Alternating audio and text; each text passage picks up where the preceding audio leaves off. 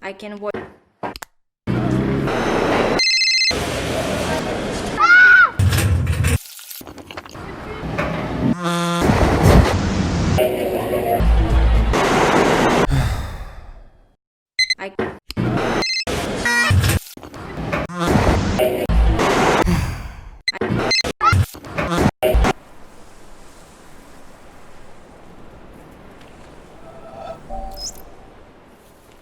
Hola, mi nombre es Val y esto es Suspendido la Distorsión. Mi relación con los videojuegos es algo peculiar, dado que estos llegaron a mi casa antes que yo, por lo que literalmente puedo decir que llevo toda la vida jugando. Sorprendentemente, hasta hace muy poco no me había dado cuenta de un hecho bastante significativo, y es que no me interesa lo más mínimo la historia de un videojuego. Al principio pensaba que era porque los primeros juegos a los que tuve acceso constaban de unas mecánicas muy primitivas, y en muchos casos si podías llegar a intuir una historia se solía utilizar como excusa para ir del punto A al punto B. Pero más tarde los juegos fueron evolucionando e implementando historias cada vez más complejas, y yo he seguido sin estar especialmente interesado en este tipo de narrativa. Creo que la mayoría de los videojuegos tienen algunos problemas a la hora de implementar la historia. Nos hemos acostumbrado a los audios, los textos y las cinemáticas, pero eso no los convierte en buenos métodos. Además, nos es complicado encontrar grandes historias en los videojuegos, por lo menos al nivel del cine o la literatura, aunque para ser justos también se trata de un medio mucho más reciente y uno de los más cambiantes. Digo que no me interesa mucho la historia de un videojuego porque suelo estar completamente centrado en las mecánicas. Me cuesta mucho prestar atención a algo que siento que no forma parte de la experiencia inmersiva de jugar. Soy de ese tipo de personas que prefiere probar todos los botones antes que leer un texto que le explique cómo moverse, y me he dado cuenta de que esto no le pasa a todo el mundo. Pero quizás la mayor de las conclusiones es la evidencia de que esto no está relacionado con mis inicios como jugador, sino más bien con mi percepción personal como ser humano. Cuando estaba en bachillerato había una chica en mi clase que no parecía muy inteligente. A veces cuando hablabas con ella daba la sensación de que no era consciente de lo que pasaba a su alrededor. No entendía bien los dobles sentidos y en ocasiones había que explicarle obviedades que cualquier ser humano comprendería en décimas de segundo. Conocí a esta chica porque iba a mi clase de refuerzo de física y matemáticas. Un día, en una de estas clases, el profesor le pidió resolver en la pizarra unas cuantas ecuaciones. Ella salió y sin titubear ni un momento resolvió todas las operaciones en cuestión de segundos. Fue algo que me sorprendió bastante porque a mí me costaba horrores hacer cualquier cálculo numérico. En cambio, ella parecía que había nacido con un don. Cuando la veías escribiendo en la pizarra daba la sensación de que flotaba, como si ya tuviera las respuestas en la cabeza mucho antes de ni siquiera poner la tiza sobre el encerado. Al terminar, el profesor verificó que las operaciones eran correctas y yo aprendí en aquel momento que hay muchos tipos de persona y que la inteligencia no se puede medir desde el interior de tu propia percepción. Bastante antes de esto, cuando tenía entre 7 y 13 años, me hicieron unos test de inteligencia, algo que era común por aquel entonces en mi centro escolar. Todavía los tengo guardados y revisarlos ahora se hace, como poco, bastante curioso. Me sorprende que muchas de las carencias con las que llevo lidiando toda la vida ya estuvieran ahí antes ni siquiera de formarme académicamente. Por ejemplo, tengo una actitud numérica excepcionalmente baja y a lo largo de los años me he dado cuenta de que me cuesta procesar los elementos visuales. Literalmente puedo tener en la cara la respuesta a algo y ser incapaz de verla. Pero a la vez también tengo un razonamiento lógico y una actitud espacial bastante altas. Lo que soy es el resultado de mi genética y de mi aprendizaje, y toda esa mezcla de elementos conforman mi percepción personal y determinan mi manera de enfrentarme al mundo. Hace algunos años me topé con un juego que me atraía poderosamente. No tenía muy claro el porqué, pero ahora, reflexionando sobre ello, me he dado cuenta de varias cosas. Para empezar, posee un estilo gráfico lo suficientemente esquematizado como para no distraer ni abrumar al jugador con detalles que no importan. Está visualmente simplificado. Utiliza la lógica para avanzar, pero no es una lógica numérica, es un nuevo lenguaje. Además requiere de cierta capacidad espacial. Por si esto fuera poco, la historia tiene tan poca relevancia que si dijésemos que no existe, prácticamente no modificaría en nada la experiencia del juego. The Witness salió en enero de 2016, pero yo no me lo compré hasta que lo pusieron de oferta en diciembre de ese mismo año. Me parecía algo caro para ser un juego independiente, especialmente sin tener muy claro lo que iba a aportarme. Pero ahora que lo sé, puedo deciros que habría pagado sin duda el precio original.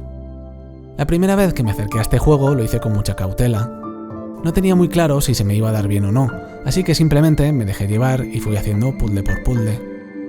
Los del principio me parecieron fáciles, pero tenía claro que si me topaba con algo más complicado, decidiría pasar de largo hasta tener los conocimientos necesarios para solucionarlo.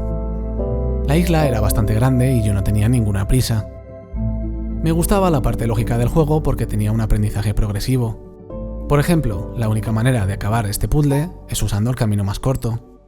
Pero en el siguiente te dejan claro que la distancia a la salida no es importante, sino que lo único relevante es encontrar una manera de separar los blancos de los negros. Pero no todo el mundo puede entenderlo así.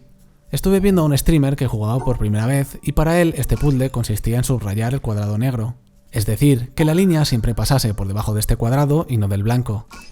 Nunca se me habría ocurrido, pero es otra manera de verlo. Puede que estas lógicas alternativas funcionen en algunos puzzles, pero siempre acabarás llegando a uno que te obligue a volver al principio para replantearte si has entendido bien la norma. El aprendizaje es tan progresivo que tarde o temprano terminas encontrando el camino correcto. Pero la cosa no se queda ahí. Según vas avanzando, te vas creando pequeños trucos en la cabeza sobre cómo solucionar estos paneles. Por ejemplo, este podemos resolverlo aislando el blanco contra el borde inferior derecho del panel. Aunque el puzzle sea más complicado, esto funciona perfectamente con el siguiente. Salimos desde la izquierda y vamos hacia la derecha aislando los blancos contra la parte inferior. Pero cuando llegamos al tercero, la cosa cambia porque tenemos la salida a la izquierda. Aquí nos están diciendo que cambiar la salida o la entrada de dos puzzles completamente iguales hace que los puzzles sean completamente diferentes. En este caso, en vez de aislar los blancos, nos obliga a encerrarlos en un saco. Pero para solucionar el siguiente tenemos que volver a la lógica anterior, es decir, aislar los blancos contra el borde. Y en el siguiente mezclar las dos lógicas, primero un saco y luego el aislamiento. Pero ¿qué pasa cuando llegamos al último? No podemos aislar porque la salida está aquí, pero tampoco podemos hacer un saco por la misma razón. Aquí nos vemos obligados a evolucionar, por ejemplo, un nuevo saco que incluya cuadrados vacíos. Si os fijáis, la importancia de la serie es vital. Primero tenemos la norma, luego el primer refuerzo, después el segundo refuerzo, tras este el puzzle de prueba, más tarde el primer puzzle simple, y justo detrás la variación simple. De aquí nos vamos al primer puzzle complejo, pero nos lo cambian en su variación. Y finalmente acabamos con el reto, un puzzle que puede que no siga ninguna de las lógicas anteriores o que las complique tanto que nos lleve un rato resolverlo. El puzzle siempre tiene que ir un paso por delante del jugador. De esta manera se fomenta el interés y la recompensa es mucho más satisfactoria. Cuando comprendes la lógica de una serie, subes un escalón que ya no puedes volver a bajar. Al principio te encuentras con esto, pero no sabes lo que significa. En cambio, tras hacer esto y esto, por fin tienes claro lo que significa esto y puedes aventurarte a solucionarlo. Tu percepción ha cambiado por completo. Has tenido una revelación. Esos pequeños momentos de epifanía en los paneles de puzzles comprenden la primera experiencia perceptual de The Witness, que es la primera que suele ver la gente y en muchos casos la única. Esta se extiende por todo el mapa, dado que el juego está dividido en diferentes biomas, y cada una de esas zonas tiene su propio set de puzzles con su lógica particular. Imaginaos entonces la de revelaciones que puede llegar a tener un jugador a lo largo de su viaje. En su momento yo no fui diferente. Siempre que tenía algo de tiempo me metía un rato al juego para seguir haciendo puzzles, y poco a poco me fui dando cuenta de que estar en la isla me producía una inmensa paz. Daba igual con qué pie me hubiera levantado ese día o qué cantidad de estrés tuviera encima. En cuanto daba una vuelta por ese entorno idílico y me concentraba un rato en algún puzzle, todo desaparecía. Es un sentimiento que vas procesando poco a poco y que no terminas de asimilar bien hasta que estás a punto de terminar el juego. Una de las partes más importantes de The Witness es su carácter contemplativo. El sonido es esencial para llevar a cabo esto. Si os fijáis, no tiene ningún tipo de música, y al ambiente de la naturaleza le falta algo. Podemos escuchar el agua, el viento y nuestros pasos sobre el terreno, pero no se escuchan animales, ni tampoco a otras personas. Somos los únicos habitantes de la isla. A lo largo de nuestro recorrido podremos encontrar una serie de registros de audio que citan a grandes pensadores de la historia con concepciones del mundo muy diferentes, eruditos de su campo, su lugar y su época. Gente a la que merece la pena escuchar y que casi sin darnos cuenta enriquecen nuestra mente con su discurso. Aun estando solos, nos sentimos acompañados. El apartado visual, además de ser artísticamente muy atractivo, simplifica la realidad al máximo. Se eliminaron sombras, texturas y colores para conseguir elementos esquemáticos que no distrajeran al jugador. El entorno es armonioso y debe apoyar en todo momento la experiencia de juego. El escenario a veces te marca por dónde seguir, otras veces te delimita la zona, y en otras te ofrece misterios sin resolver, como en el caso de este monolito. Pero no solo podemos encontrar registros de audio. Una de las grandes revelaciones del juego es una sala de cine subterránea. Es uno de esos elementos que desde luego no esperas encontrarte en el interior de una cueva. Está pensada para ser accesible a la mayoría, pero solo se revela en su totalidad a aquellos jugadores que estén dispuestos a asumir el reto que les presenta el juego. En ella podemos visualizar 6 películas distintas. En la primera aparece James Burke en un capítulo de su serie de 1978 llamada Connections. Para él, la ciencia representa la realidad objetiva de cómo son las cosas, mientras que los productos surgidos de la emoción humana son simplemente meras interpretaciones. En la segunda película aparece el físico teórico Richard Feynman, el cual transmite la idea contraria.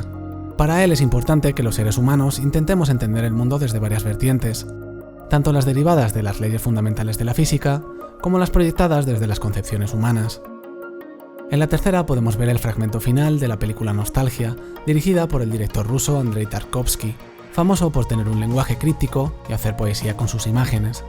En ella podemos ver cómo un hombre intenta llevar una vela encendida del extremo de una piscina al extremo contrario. La cuarta película es un misterio que quizás podamos resolver más adelante. En la quinta película aparece Robert Spira, un profesor espiritual del no dualismo que postula que la consciencia es lo único que está siempre presente aquí y ahora, y que todo lo demás son sensaciones y percepciones del pensamiento. Y por último, en la sexta película nos encontramos con un discurso corto de Gangaji, una profesora espiritual que nos habla del abandono de la búsqueda, enunciando que debemos dejar de lado todo lo que creemos querer para poder encontrar aquello que realmente necesitábamos. Estas películas, en cierto modo, son recompensas. Son premios que hemos recibido por resolver puzzles difíciles. Pero no son premios complacientes, son porciones de sabiduría que pueden ayudarnos en determinados puntos de nuestro viaje y que están destinadas a mostrarnos que el ser humano puede interpretar el mundo que nos rodea de distintas maneras y que ninguna de ellas está estrictamente mal. Simplemente, a priori, difieren entre sí. Además, lejos de resolver cualquiera de nuestras dudas, acaban produciendo muchas más.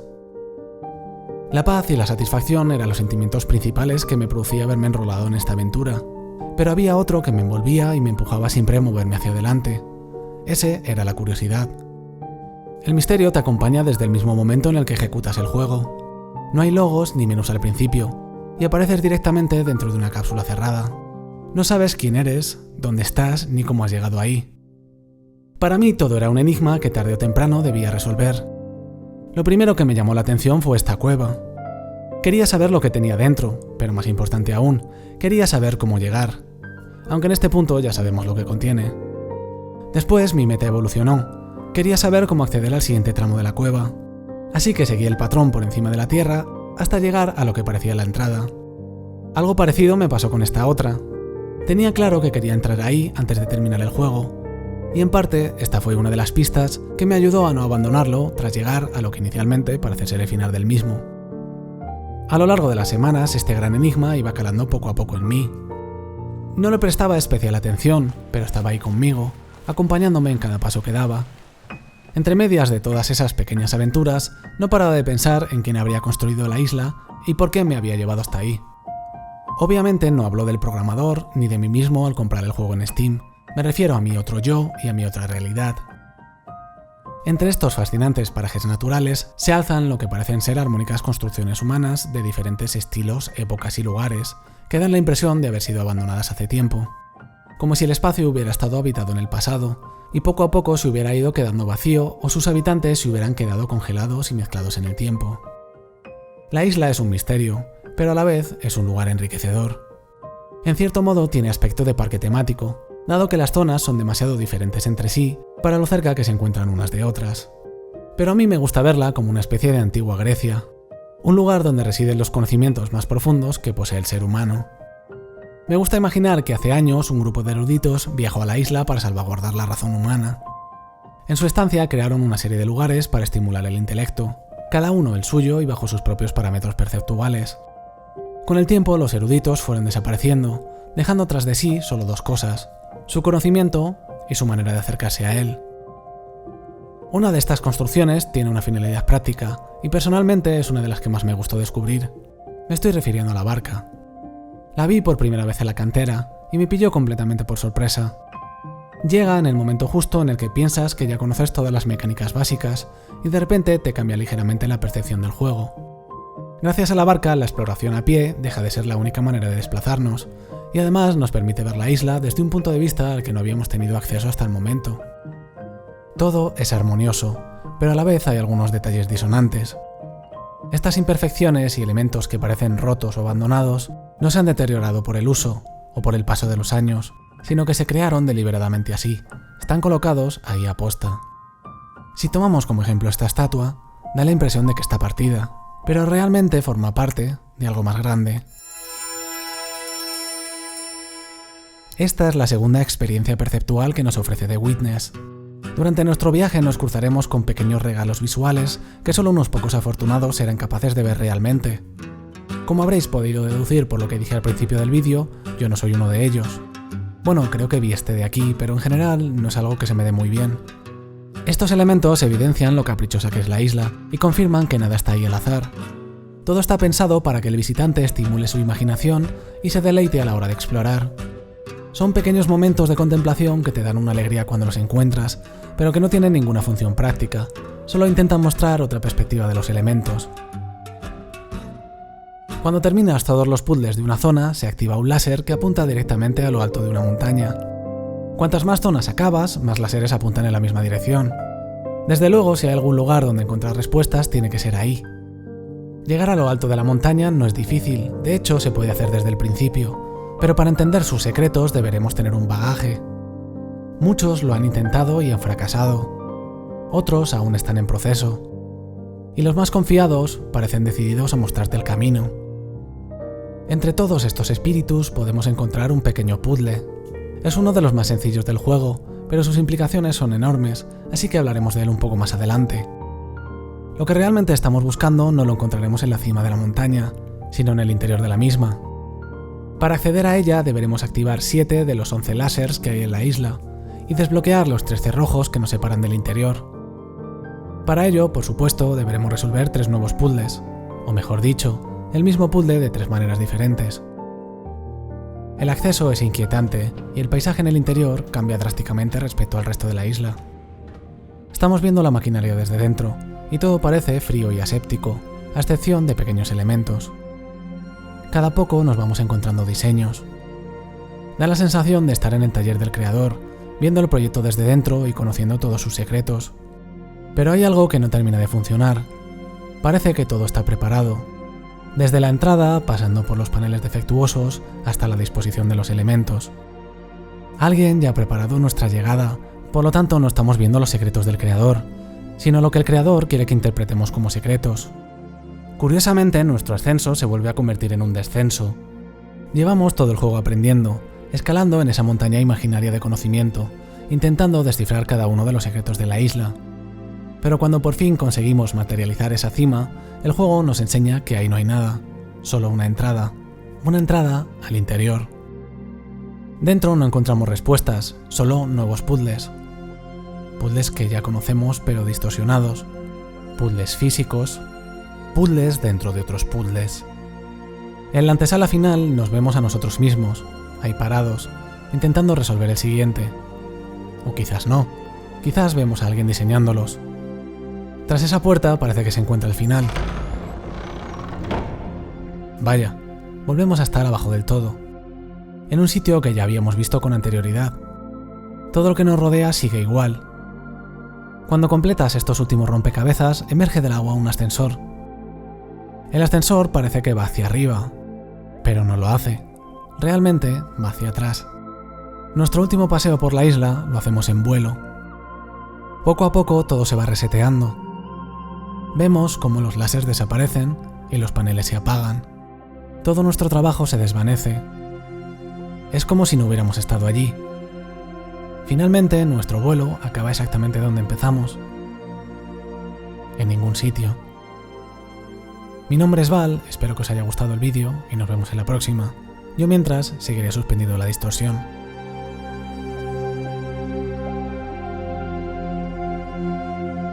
No, este no es el final. No sé si recordáis el puzzle de la montaña. Ese puzzle está ahí para enseñarnos algo muy concreto. Al principio creía que simplemente algunos elementos naturales de la isla estaban diseñados siguiendo el patrón de los paneles de puzzles. Qué curioso, pensé. pero más adelante hice algo sin querer. Al ver este remolque, pulsé sobre él y se iluminaron algunas partículas. Me recordó un poco a las chispas que genera un mechero cuando está a punto de prender, pero no lo consigue. Tras un rato probando, se encendió la llama. Resulta que no se trataba de patrones armoniosos, sino de puzzles ambientales, y los monolitos no son más que guías sobre dónde y cómo encontrarlos. Bienvenidos a la tercera experiencia perceptual de The Witness, aquella que lo cambia todo. Realmente la isla sigue siendo igual que al principio, pero nosotros no. Ahora no paramos de ver patrones por todos lados. Estas formas han estado en nuestra cara desde que abrimos el juego por primera vez, pero éramos incapaces de verlas porque no estábamos preparados. Estaban ahí, pero no para nosotros. Pero a partir de este momento, nuestro viaje por la isla se convierte en una búsqueda, e incluso seguirá en nuestra cabeza después de salir del juego. Quizás esta nueva forma de acercarnos al entorno nos revele otros misterios que no necesariamente podríamos estar buscando. Anteriormente hablamos de que había 11 lásers, pero que solo 7 eran necesarios para acceder al interior de la montaña. Entonces, ¿qué pasa con los otros 4? Solo un explorador podría darse cuenta. El cable amarillo con patrones recorre cada una de las estancias de la montaña, para acabar en la figura que vimos antes del ascensor. Pero esta vez el panel está encendido y muestra un nuevo puzzle. Un puzzle para el que hemos sido entrenados a lo largo de todo nuestro viaje. Un triángulo significa un lado, 2 triángulos significan 2 lados, y 3 triángulos, bueno, ya sabéis la respuesta. Se trata de un puzzle que nos abre la puerta a la parte más secreta del juego, una que no ha sido pisada por demasiada gente. Lo primero que vemos al entrar es una gran cueva llena de puzzles. Estos puzzles parece que no hacen nada, simplemente están ahí para que los hagamos por placer. Y aquí es donde por fin resuelvo uno de mis misterios personales. Esta puerta lleva al atajo del pantano, esa que tantas veces miré desde el otro lado preguntándome qué tendría en el interior. Y esta otra a la parte del pasillo que comunica con la sala de cine. Además hay otro atajo a un camino exterior, que sinceramente nunca había visto hasta ese momento. En la cueva hay varias series de puzzles que además parecen bastante desafiantes. Sin ir más lejos, este es el único de todo el juego que nunca pude llegar a resolver. Tras un rato descubrimos un puzzle apartado en una columna. Ninguno de estos rompecabezas habían activado nada, pero al terminar este, sorpresa, otra nueva zona se abre ante nosotros. Esta primera estancia esconde un tesoro, pero todavía no somos dignos de sus riquezas. Avanzando un poco más por las salas contiguas, llegamos hasta un tocadiscos, otro elemento disonante colocado dentro de una cueva. Al activarlo suena una música que a muchos de nosotros nos acompaña ya para siempre.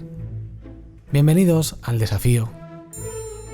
En esta parte pondremos a prueba todo lo que hemos aprendido durante el juego, dado que tendremos que resolver una serie de puzzles aleatorios en un tiempo determinado.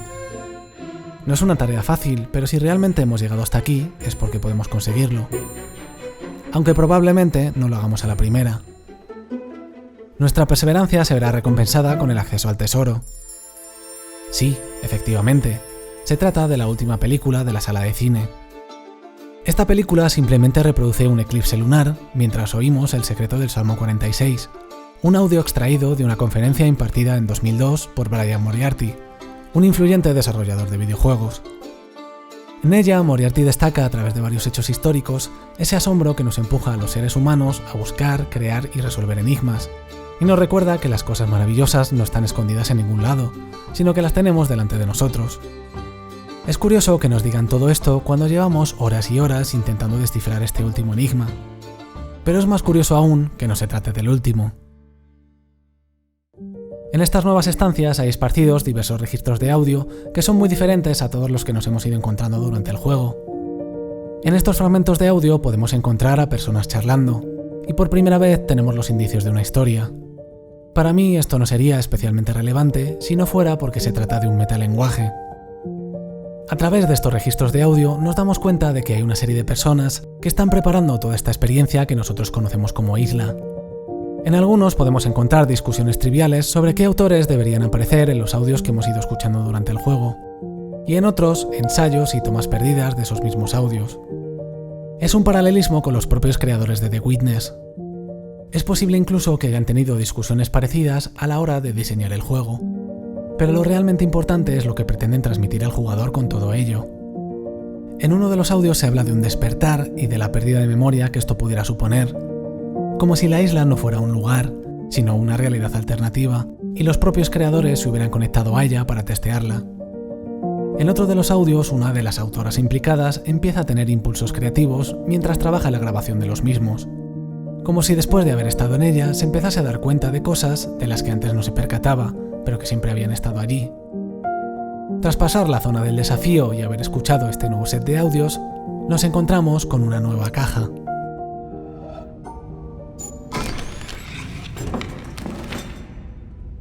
Solo hay un puzzle en todo el juego que se corresponda con este patrón.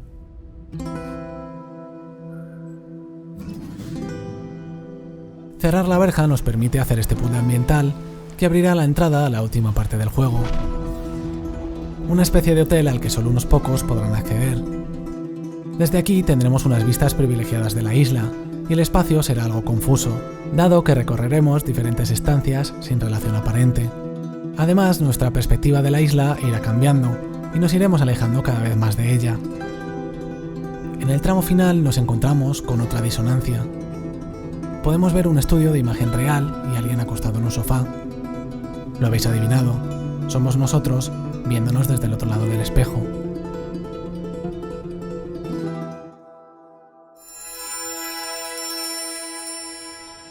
Y esta es la cuarta experiencia perceptual de The Witness, la confirmación de una historia por medio de nuestro propio despertar. Al salir abrimos los ojos en el mundo real.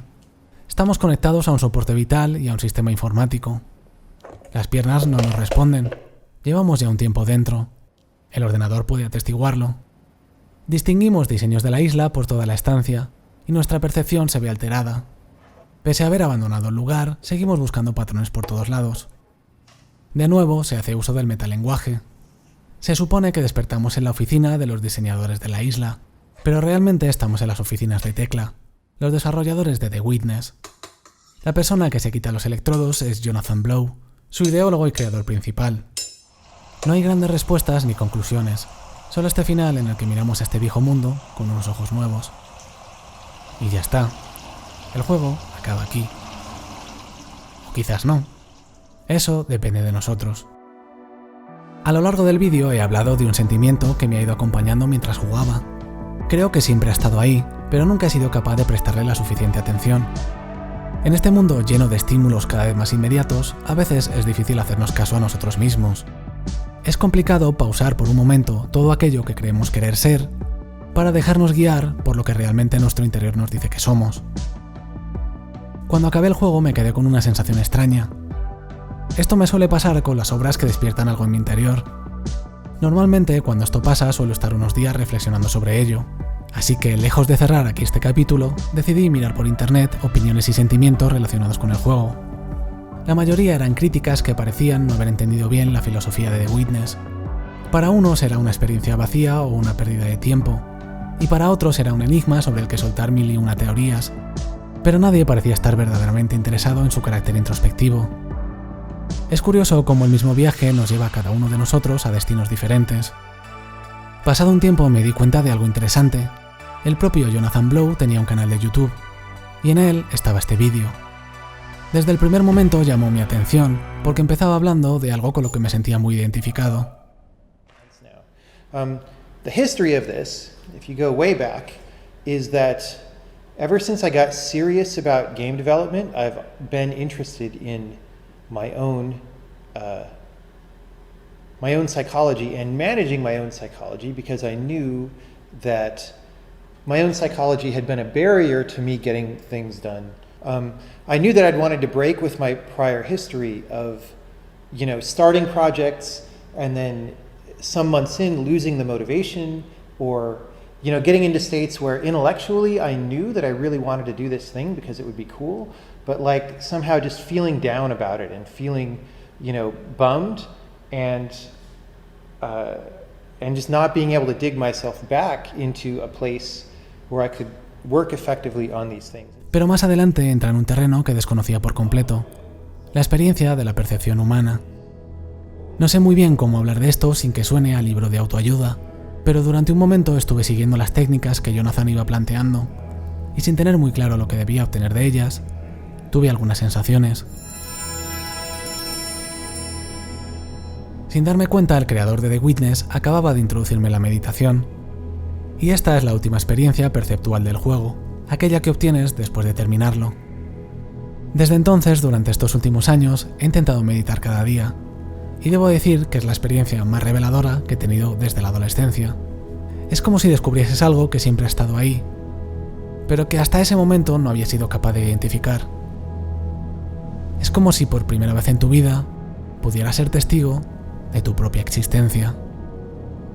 Y esto es todo para marzo. Mi nombre es Val, espero que os haya gustado el vídeo y nos vemos en la próxima. Yo mientras seguiré suspendiendo la distorsión.